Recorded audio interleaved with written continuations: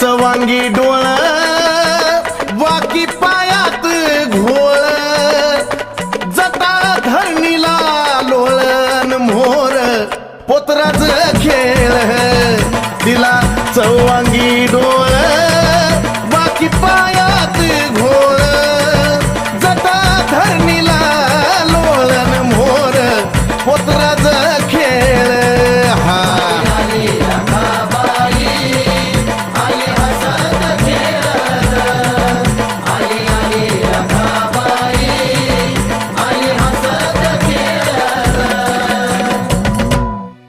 माय डोळ्यात घारोळी कशी ठोकत यारोळी